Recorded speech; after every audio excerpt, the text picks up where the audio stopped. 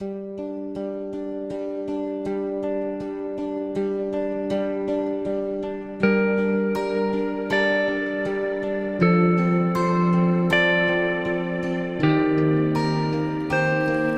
this is Ernie and Hi. Come join us for an exciting travel adventure while at the same time render a helping hand to underserved rural areas in the Philippines.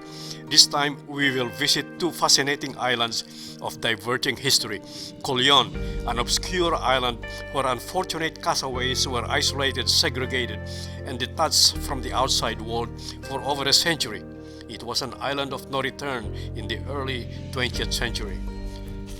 Whereas Mindoro is a last island of promise, offered to would-be settlers who has been displaced by terroristic and communistic insurgency in the early 1950s.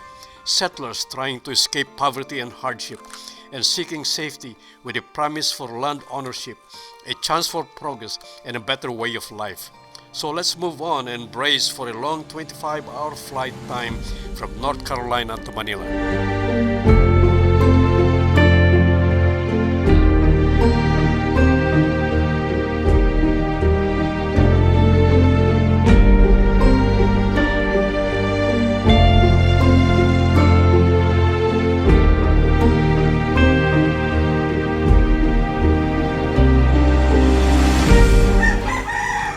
Yes, this is Culion, an island forsaken, isolated, and shrouded in mystery for almost a century, where unfortunate castaways were held and interned on this remote island, shut down from the rest of the outside world.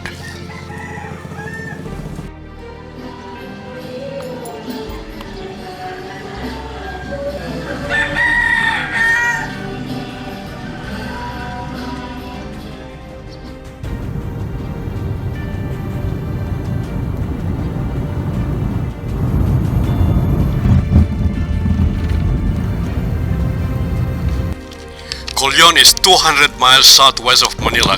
First, we have to fly to Busuanga Island. The flight time from Manila to Busuanga Island Airport was 40 minutes, the only major airport just north of Culion.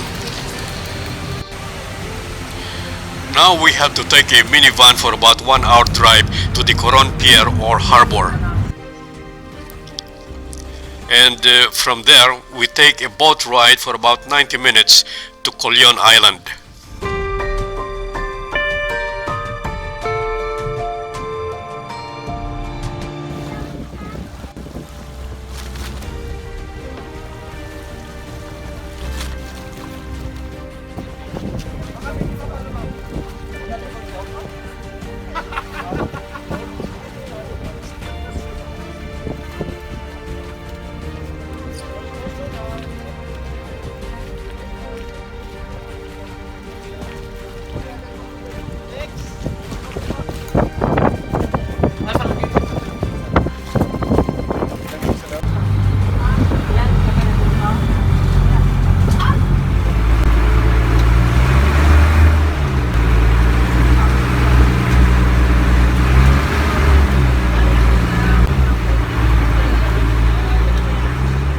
Culion Island is readily recognizable at a distance as you approach the harbor.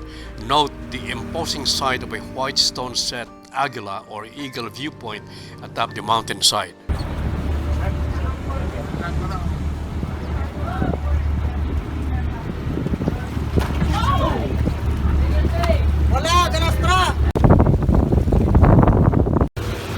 Very good.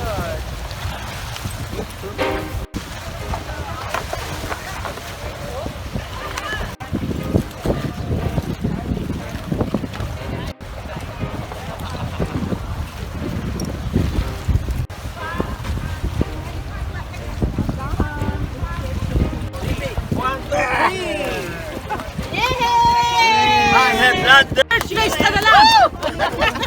Second place na siya!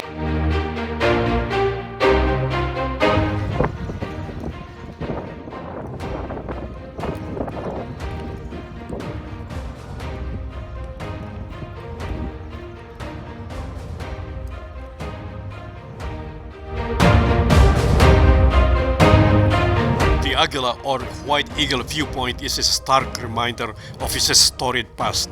This was created by former leprosy patients in recognition and gratitude to the valiant health workers and caregivers. It symbolizes the remnants of its dark history, yet unyielding hope for decades.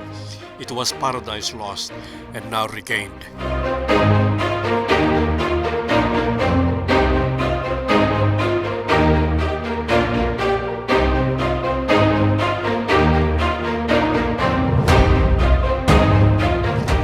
As the morning glow of the scenic sunrise moves above the horizon, I cannot help but to start my narrative on this intriguing island of Culion with a dark and painful history for some 10 decades. Once the largest and best-known leper institution in the world from 1914 to 1921. They did a wonderful job of preserving and curating a vast collection of records, logbooks, photos, hospital equipments, various memorabilia that now serve as a mute evidence of their painful history for almost a century, and yet with obstinate hope that cure will be found. This came to a realization with the discovery of dapsone in the 1940s. Patients detained and isolated in these islands were not allowed contact with the outside world. They were called inmates. In essence, they were prisoners with no chance of escape, and so its moniker, the Island of No Return. Leprosy or Hansen's disease, although infectious, is just mildly communicable that requires prolonged intimate contact to acquire the disease. It causes permanent damage to the skin, nerves, hands, feet, nose, and eyes with devastating, grotesque, disabling deformities.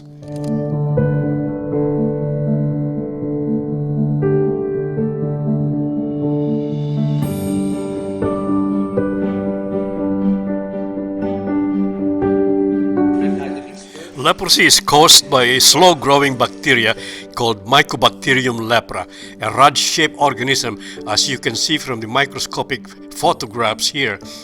With a tissue biopsy, they appear as nodules or granulomas, again demonstrated in the photographs here. A law was passed for the compulsory apprehension, detention, and segregation of leprous people to Culion Island Leprosarium. When the Leprosarium opened in 1906, it consisted only with one American doctor, one Jesuit priest, 4 French nuns, and a handful of Filipino nurses and caregivers.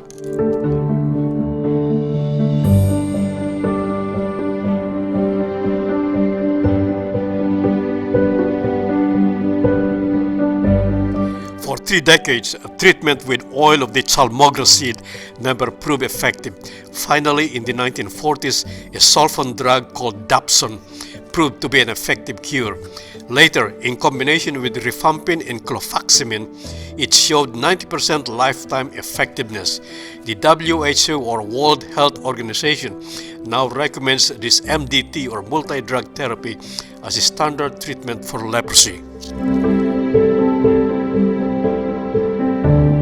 In the beginning, leprous patients and their immediate family were allowed to live together, and single people were allowed to intermarry. As a result, there was an increase in birth rate. To prevent the children from becoming infected, the leprosarium separated the infant and children from their parents. The infant and children population has grown so large that they built a nursery house in 1916, where at one time they had 400 children. The Culion Island leper colony was divided in 2 separate sections. The south side is the colony proper, where the inmates live. The north side, or Balala town, is where the non-leprous population who service the colony live. These sections was separated by an arched gate, as you saw, and leprous patients are not allowed to venture beyond this gate, while the health workers and caregivers has to sanitize themselves before entering Balala town. Even in death, they are separated. The leper village have their own cemetery. Because there were no roads and the cemetery is located farther south, they have to ferry the dead on a boat to reach the cemetery. Those that were able-bodied and functional refused to live like they were already dead. They began to pursue occupations that suited their skills, knowing that they had the benefit of a large land and sea on which to operate. Soon, they developed a community with their own internal government and even their own monetary system with special coinage minted in 1913.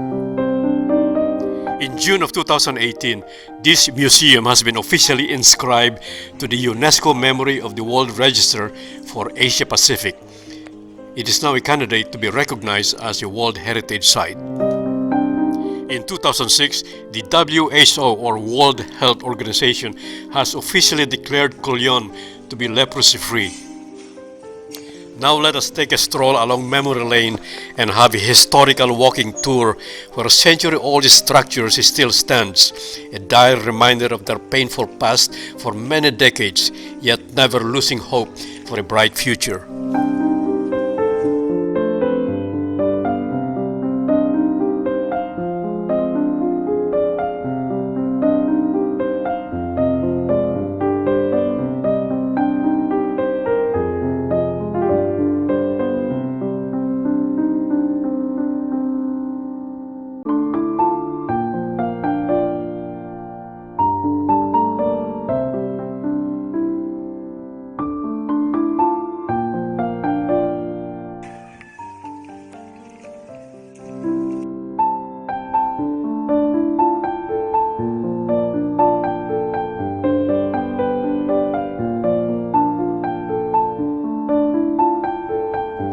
The grand stairs leads to the upper plaza where festivities and celebration of the colony were held.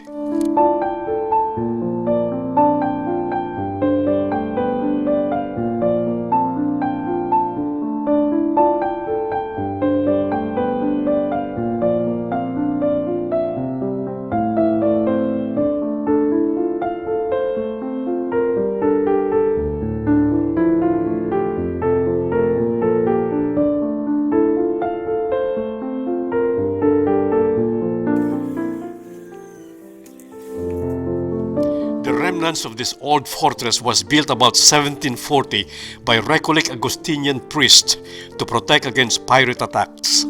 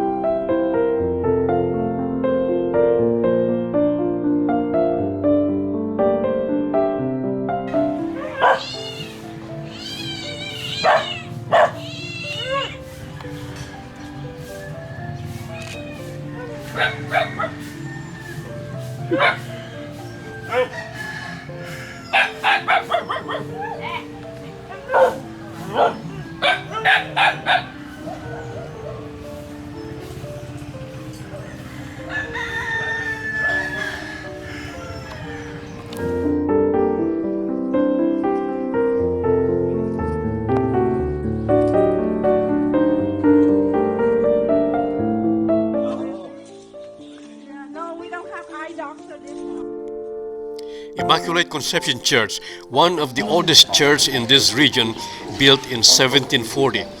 Its walls is from the old fortress as well as live coral shells, although cement has been poured later. The ceiling was designed by Jesuit priest Father Javier Olazabal and painted by Mr. Ben Amores, a former leprosy patient. In 2003, it underwent restoration and renovation. Catholicism is predominant, though other denominations are represented. Note the mosque in the picture. This is the venue of our clinics for tomorrow. Today, we unpack supplies, sort and label medications.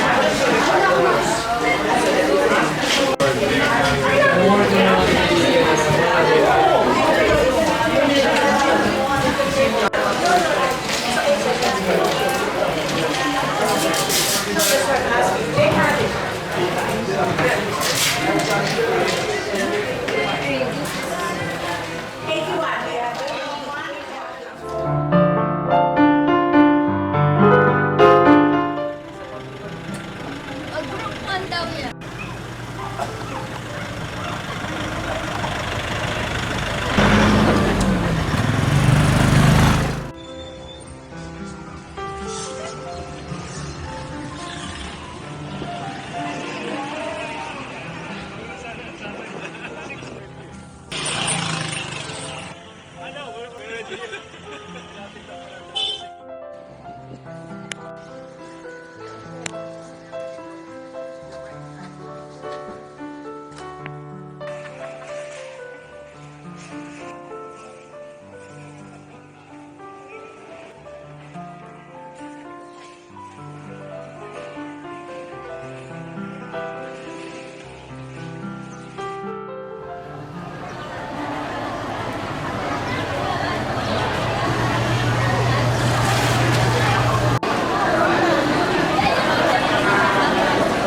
Medical mission team.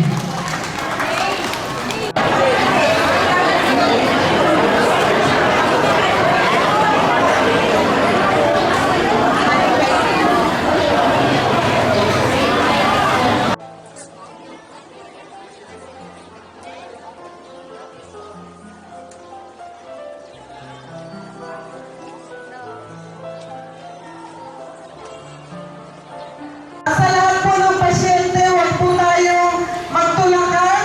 Relax lang po. Lahat po kayo ay mag-check up. Muli, magandang umaga po at maraming salamat po.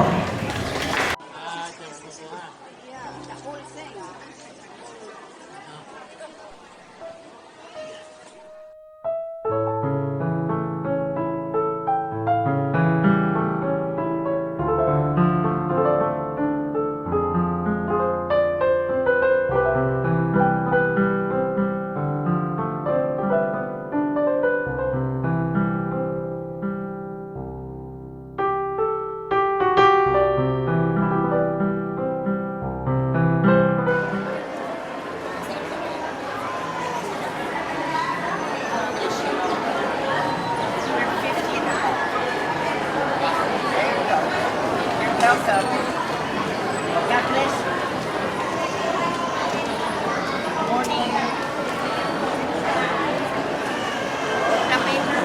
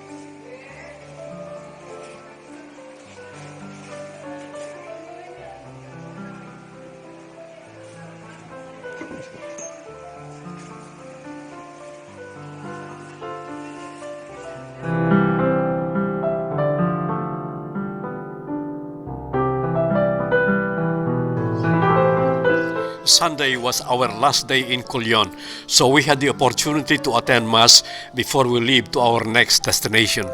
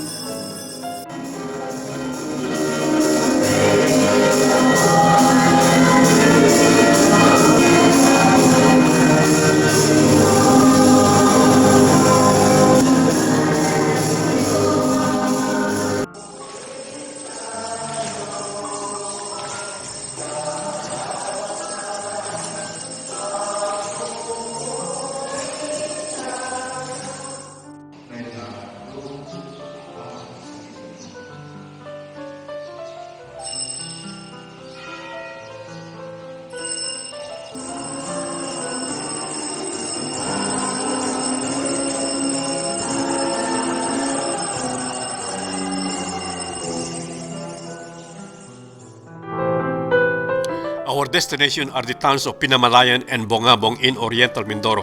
As I have earlier mentioned, its history, demographics, and legacy are opposite that of Culion, a former leper colony, and dubbed as the Island of the Living Dead or Island of No Return.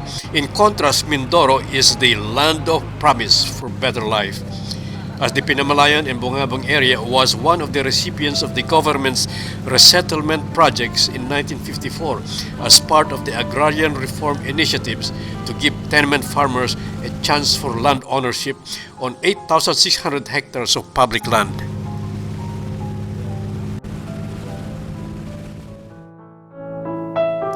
We are now in Pinamalayan, a first-class municipality.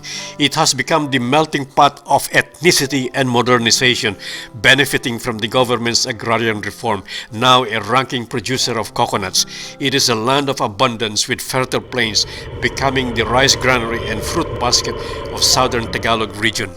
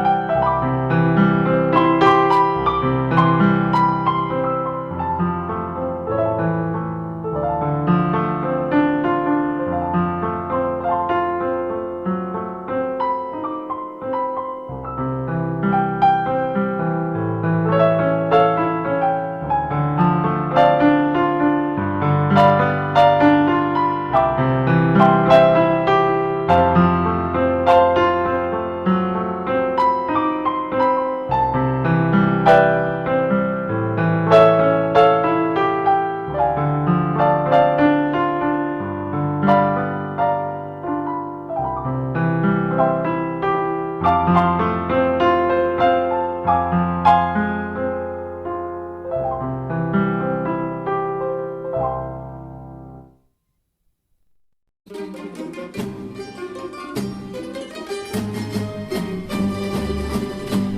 sa mundo ay wala nang kasing-tamis, gaya ng umawit ng sariling himig. Bawat taginting ang wika'y pag-ibig, siyang umahari ng pusong gumigiling. Kay hirap na palang umibig, sinta'y dali-dali lumimot. Araw-gabi ang puso, ang tibok ay sipayo. Ano kayang kapalan? Now let's move on to Bungabong, which is only 24 miles south of Pinamalayan. It is a first-class municipality and was also a recipient of the Agrarian Reform and Resettlement Initiative of 1954. As I mentioned earlier, its population has now grown to some 73,000 as of 2015. Bungabong is known for its vast farmlands supported by 4 rivers and surrounded by mountain ranges. Bungabong is being touted as the center of organic farming in Mindoro and surrounding provinces, being advocated and promoted by its energetic mayor Eligio Malaluan. In spite of some economic progress made by the province, there is still some 20 to 25% rate of poverty incidence, and is certainly still medically underserved, and so is the focus of CMM's outreach medical mission.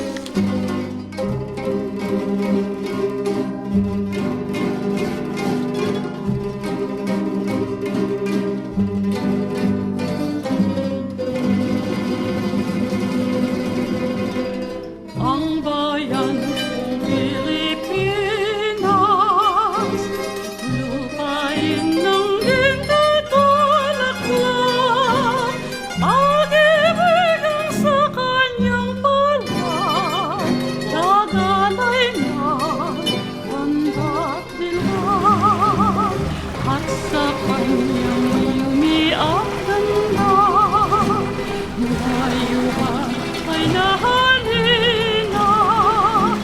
Bayan ko, initak ka, nasadlak sa lusa. Ibang pang milayang lumipad, tulungin mo